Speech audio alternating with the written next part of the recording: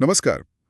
आज हम एक अहम मुद्दे पर बात करने वाले हैं। रक्षा मंत्री राजनाथ सिंह का संसद में दिया गया हालिया बयान और खास तौर पर ऑपरेशन सिंदूर। जी, ये काफी चर्चा में रहा है। हमारे पास संसद के भाषण के कुछ अंश हैं, इसके राजनीतिक असर का विश्लेषण है और भारत पाकिस्तान रिश्तों पर जो इसका प्रभाव पड़ा उस पर भी जानकारी है। बिल्कुल। तो आज हम कोशिश करेंगे इस ऑपरेशन को समझने की। भाषण के मुख्य संदेश क्या थे, इसके राजनीतिक मायने क्या है और अब भारत पाक के बीच माहौल कैसा है। हाँ, ये जानना जरूरी है। और एक बात जो मुझे काफी दिलचस्प लगी, ये पूरा ऑपरेशन सिर्फ 22 मिनट में पूरा हो गया था। सोचिए जरा। हाँ, ये वाकई में बहुत तेज कार्रवाई थी। तो चलिए शुरू से शुरू करते हैं। भाषण के हिसाब से ये ऑपरेशन सिंदूर आखिर था क्या? असल में ये 22 अप्रैल 2025 को जो पहलगाम में आतंकी हमला हुआ था ना, जिसमें 26 भारतीय नागरिक मारे गए थे। हाँ, वो भयानक हमला। उसी का जवाब था ये ऑपरेशन। इसके तहत भारत ने पाकिस्तान और पीओजेके में कुल मिलाकर 9 आतंकी ठिकानों को निशाना बनाया। अच्छा, 9 ठिकाने। जी, और दावा ये है कि जैश-ए-मोहम्मद, लश्कर-ए-तैयबा और हिजबुल मुजाहिदीन, इन संगठनों से जुड़े 100 से ज्यादा आतंकवादी, उनके ट्रेनर्स, उनके हैंडलर्स, वो सब मारे गए। 100 से ज्यादा? ये तो बड़ा आंकड़ा है। हाँ। और जैसा आपने कहा, सबसे खास बात, पूरा ऑपरेशन सिर्फ 22 मिनट में खत्म। और भारत की तरफ कोई जानी नुकसान नहीं हुआ? और तकनीक, मैंने सुना है कुछ खास तकनीक का इस्तेमाल हुआ। बिल्कुल। S-400 और आकाश जैसे एयर डिफेंस सिस्टम्स का जिक्र था, जो हवाई सुरक्षा के लिए थे।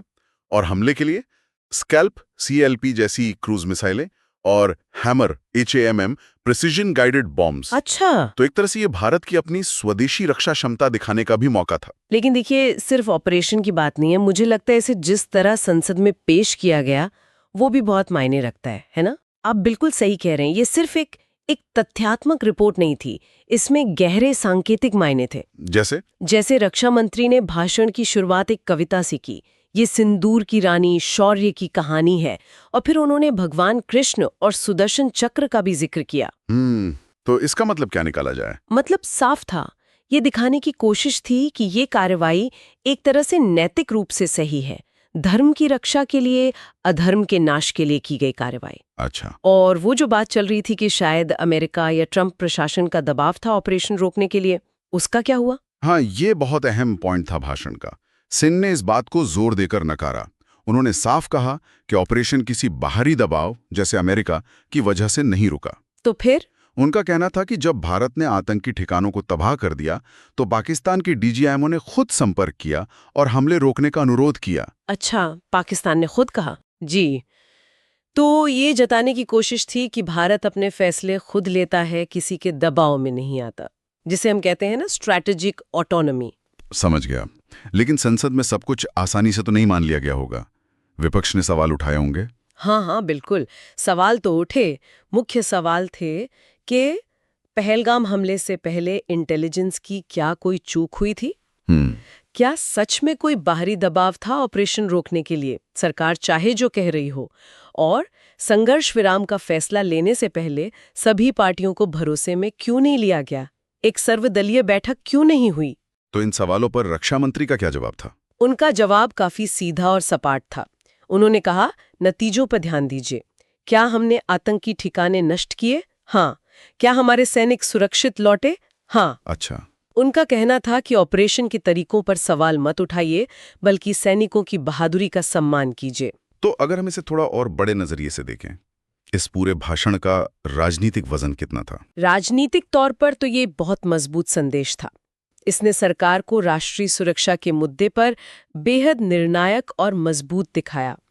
और जिस तरह से विपक्ष के सवालों को पेश किया गया, जैसे ये कहा गया कि वो पाकिस्तान की भाषा बोल रहे हैं, उससे उनकी आलोचना को एक तरह से देश हित के खिलाफ दिखाने की कोशिश हुई। अच्छा, ये तो है।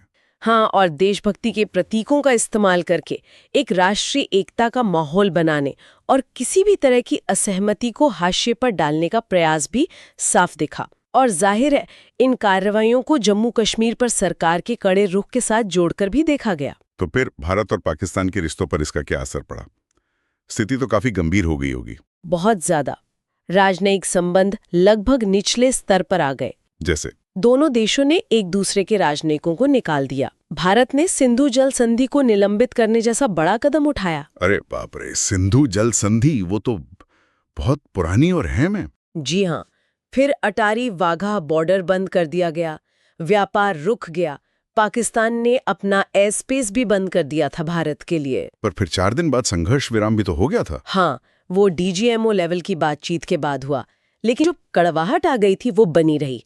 रिश्ते अब बिल्कुल मिनिमम इंटरफेस वाले हो गए हैं, मतलब बस नाम मात्र का संपर्क। और गहरा अविश्वास। बिल्कुल, गहरा रणनीतिक अविश्वास।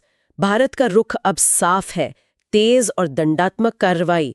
उधर पाकिस्तान कथित नागरिक नुकसान की बात करता रहता है। बातचीत तो अभी बहुत दूर की कौड़ी लगती है। तो कुल मिलाकर देखें तो एक बहुत तेज सैन्य कार्रवाई हुई, फिर संसद में एक राजनीतिक रूप से बेहद चार्ज्ड भाषण हुआ, और नतीजा ये कि दोनों देशों के रिश्ते बेहद तनावपूर्ण हो गए।